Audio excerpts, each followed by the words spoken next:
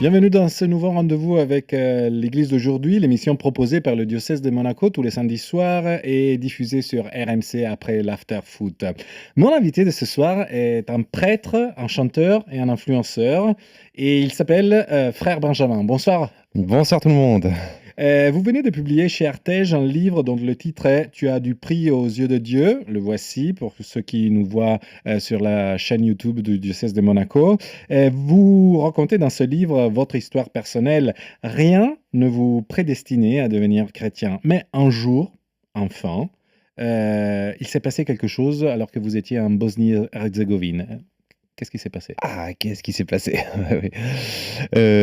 En fait, ma mère est tombée sur un livre qui parle d'un endroit où la Sainte Vierge soi-disant apparaît. Bon, on connaît tous Lourdes, éventuellement Fatima et bien d'autres endroits. Mais là, il s'agissait de Medjugorje. Et, l'avantage, c'est que ce sont des apparitions actuelles.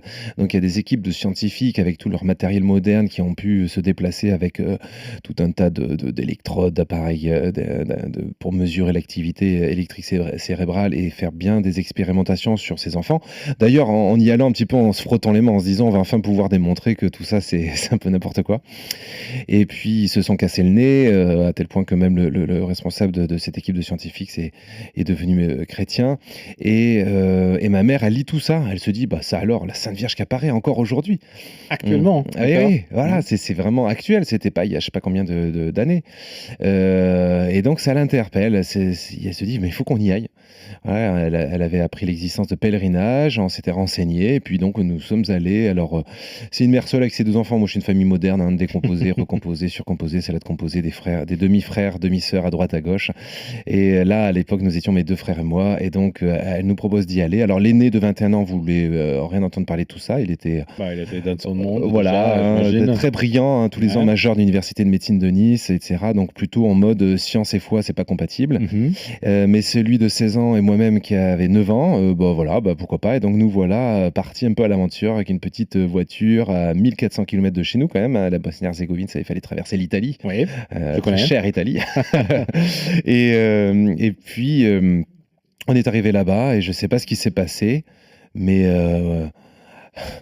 ça ne m'a paru évident à notre mère et moi. En tout cas, l'autre frère avait commencé déjà, lui, à faire un bonhomme de chemin au niveau de la foi. Mais alors, moi, ça m'est paru évident que Dieu existe, en fait. Jusqu'à présent, je m'y intéressais pas plus que ça. Ça, c'était pas présent dans ma vie. Puis là, à ce moment-là, c'est paru évident. Et puis, après beaucoup d'années, vous êtes devenu prêtre, vous êtes rentré dans la congrégation des Salésiens de Saint-Jean-Bosco, et vous avez commencé à faire de la musique et à la produire. Et il y a eu aussi, comment dire, là, un déclic. Comment dire, vous avez ressenti une attirance vis-à-vis de la musique, mais pour qu'elle soit au service de quelque chose. Ah oui, oui, merci de me donner l'opportunité de parler de la musique parce qu'il y a tellement de choses à aborder. Je suis aussi dans l'éducation, dans Oui, parce que bon, vous êtes aussi directeur d'un oui, voilà. collège à Giel en Normandie, n'est-ce pas? On y viendra si vous voulez, mais pour revenir à la musique, tac tac, j'ai commencé le piano, aussi à 9 ans, et puis après, alors j'ai voulu, arrêter comme bien des débutants. Ça, j'aime bien le dire, et j'en parle dans le livre pour encourager les parents, des fois un petit peu à insister auprès de leur enfant lorsqu'ils veulent déjà baisser les bras. Mhm. Donc moi, je voulais baisser les bras au bout de 2 ans et puis, ma mère insistait, Vous aviez quel âge à l'époque? et donc vers 11 ans, au bout de 2 ans de piano, je voulais arrêter comme souvent, hein. Au début, c'est pas trop difficile, puis après ça se complique, quoi. Mm. Et donc ma mère a insisté, pourtant c'était pas une marâtre, mais là-dessus elle a insisté et je lui suis gré puisque du coup j'ai ensuite même j'ai rencontré un pianiste qui jouait comme un dieu et je me suis dit mais il faut que je joue comme lui, donc je me suis mis à travailler et donc j'ai vraiment fait focus sur le piano, j'ai un peu brûlé les étapes, j'ai fait le conservatoire et puis donc j'ai même pu enseigner le piano aussi, voilà.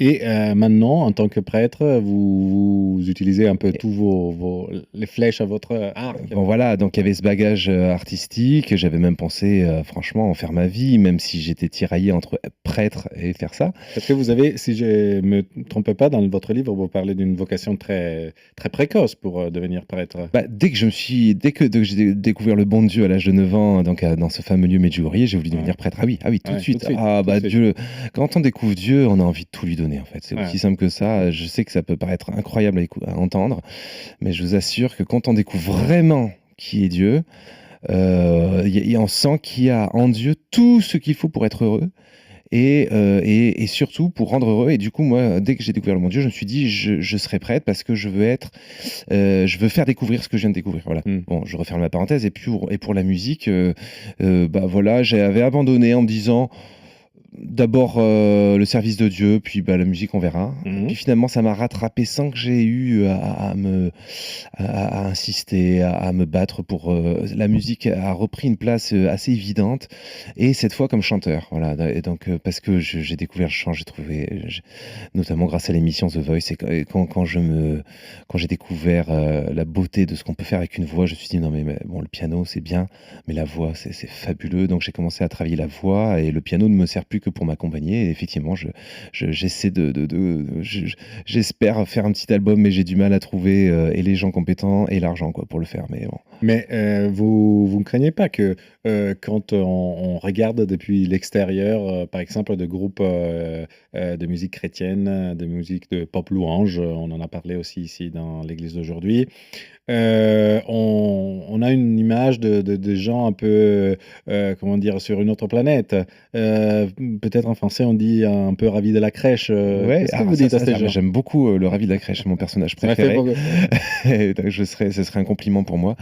Mais non, alors moi je me destine pas, pour le moment en tout cas, à faire de la musique chrétienne. ouais. Je fais beaucoup de reprises musicales de chansons françaises, je chante dans des bars, je chante à qui me demande de chanter, dans la rue, et cetera. Moi, mon idée, c'est à travers la chanson française, pas spécialement chrétienne, de donner un témoignage chrétien parce que, bah, c'est un prêtre qui chante, qui s'intéresse à la culture de ses contemporains, ses concitoyens et qui est là au milieu du monde avec les gens et Quel est pas votre enfermé dans sa Quel est église. votre, star préférée, de la musique Ah, française ah ou bah, internationale? c'est Brassens, qui a bâti ma culture, de chansons françaises, Brassens, Brel, à la rigueur Barbara, Yves Duteil. Mais aujourd'hui, bah, j'écoute tout ce qui sort, moi je trouve qu'il y a beaucoup d'élégance chez Vianney, et même des beaux textes aussi et des belles pensées chez des gens comme Soprano. C'est moins du Brassens, c'est autre chose. Mais voilà, donc j'écoute beaucoup de choses et je reprends les petites perles qui m'intéressent dans chacun des.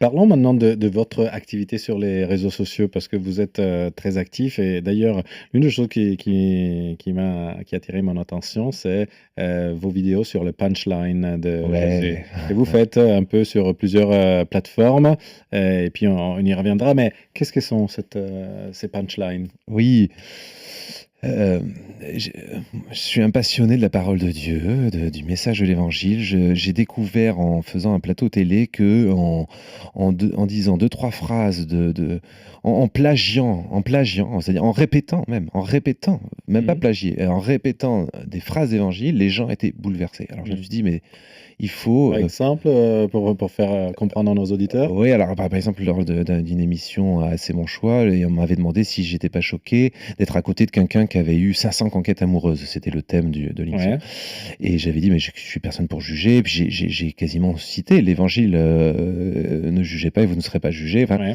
c'est des trucs qui sont d'une évidence absolue, mais en fait, quand j'ai lu les milliers de messages que j'ai reçus après coup sur les réseaux sociaux ou alors en commentaire de la vidéo, qui est encore sur YouTube d'ailleurs, eh bien, je voyais bien que les gens étaient bouleversés par, l'état d'esprit que j'exprimais à partir de l'Évangile. Donc je me suis dit: «Mais l'Évangile, il est encore hyper attirant, il touche les cœurs, il y a même pas besoin de faire grand-chose».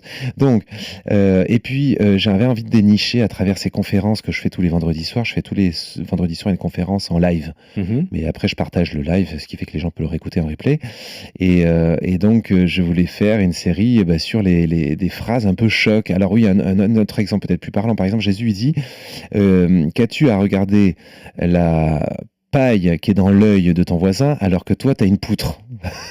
Ça c'est un clash quoi, Ouais. un clash royal quoi.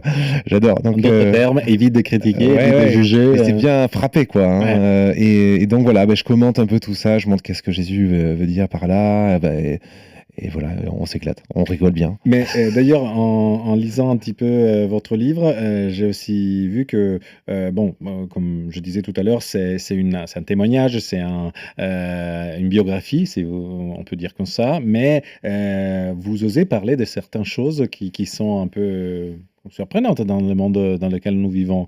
Vous dites, par exemple, que le pardon est toujours possible. Vous parlez de paix intérieure. C'est quelque chose qu'à la fois on trouve assez répandu dans les demandes Mmh. des gens sur les Oui. réseaux, mais aussi dans les demandes du public souvent. Enfin, on a besoin de bien-être, on a besoin. Et finalement, vous dites, bah, il est là. Ah, absolument. Même le pardon, oui, ça peut être surprenant, mais en fait, on est jamais en paix tant qu'on n'est pas dans le pardon, hein. Hmm. Enfin, c'est même une loi psychologique, c'est pas une loi religieuse. Donc, bref, et la paix, le secret de la paix qu'on cherche un peu à droite, à gauche. Et dans le livre, bah, j'explique combien, en fait, c'est tout simplement la connexion avec Dieu, hein, qui nous rend notre paix, puisque, comme dirait saint Augustin, mon cœur est sans repos tant qu'il ne repose en toi, voilà, Hmm. en parlant de Dieu. Mais pourquoi, à votre avis, il y a cette comment dire, mauvaise image que l'Église ou que les chrétiens en général ont naturellement, nous avons des problèmes dans l'Église qui sont liés, par exemple, aux abus de certaines personnes qui ont vraiment utilisé leur position Mmh. pour faire des pressions ou abuser sur des personnes plus faibles. Mais il y a tout un tas de choses aussi très belles. Oui. Pourquoi, à votre avis, on ne réussit pas à se rendre compte de choses aussi simples que vous avez dit? Ah ouais.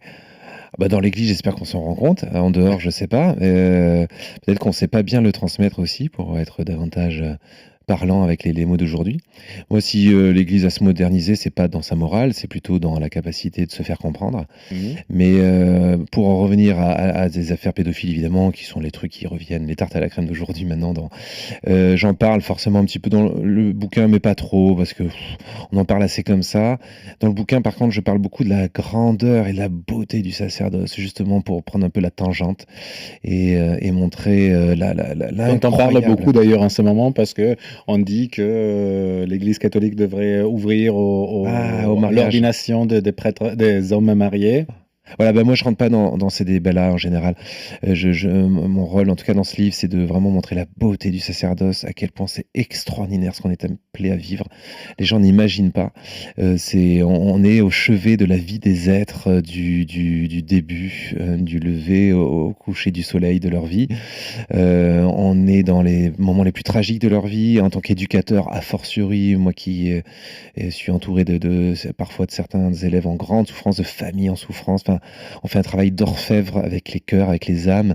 C'est extraordinaire. Voilà, ça Et, c'est et donc, à qui cherche le bien-être, la paix intérieure, etc. Qu'est-ce que vous pourrez conseiller en une phrase, ah, justement, une c'est punchline? la prière, la prière.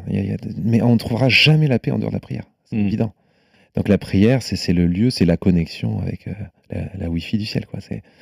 On est obsédé de devoir trouver, la 4G ou la Wi-Fi à longueur de temps avec nos téléphones et dès qu'on l'a plus, oh mon Dieu, si on pouvait avoir le même stress, de plus avoir de connexion avec nos téléphones et même plus de batterie, hein, meilleur exemple encore, la batterie, quoi. Donc voilà, et comment voulez-vous charger une batterie sans la connexion à la seule chose qui soit même de recharger, c'est-à-dire, Sur cette terre. l'amour de Dieu, l'amour de Dieu. Mais comment on peut le faire comprendre, à votre avis? Parce que pourquoi Allez. on le comprend pas, on le saisit pas. Mmh. Ah ouais, mais il faut avoir une invitation un peu décomplexée et audacieuse, aujourd'hui où on a un peu toujours peur de parler de religion, bah, moi, il faut y aller, quoi. D'ailleurs, merci pour cette opportunité de le faire. Mais, parce qu'après tout, pourquoi, les bouddhistes auraient le droit de parler de méditation, les coachs de développement personnel et également de méditation, de je sais pas quoi, nous, on peut bien parler de prière. À ce compte-là, si on est ouvert, soyons-le jusqu'au bout et donc la prière, c'est vraiment, Parce que c'est pas une question de prosélytisme, c'est tout oui, simplement. et ouais, ouais, c'est même un moyen humain pour retrouver la paix. Donc, ce qui est beau, disons quand même, ce qui est beau à la différence de la méditation, même si on peut dire je suis aussi un praticien de la méditation, mais c'est qu'on est dans vraiment la prière. Ce que j'aime dans le mot prière, c'est qu'on est vraiment dans la notion de relation à Dieu, à un être, quoi, pas à une énergie, pas à un vide, pas à un je ne sais quoi, pas à une idée, pas à un concept, mais vraiment à un être. Voilà. Mais ça, c'est l'appétit vient en mangeant, et il faut parfois un petit peu goûter à la prière pour peu à peu se rendre compte à quel point elle devient essentielle et indispensable.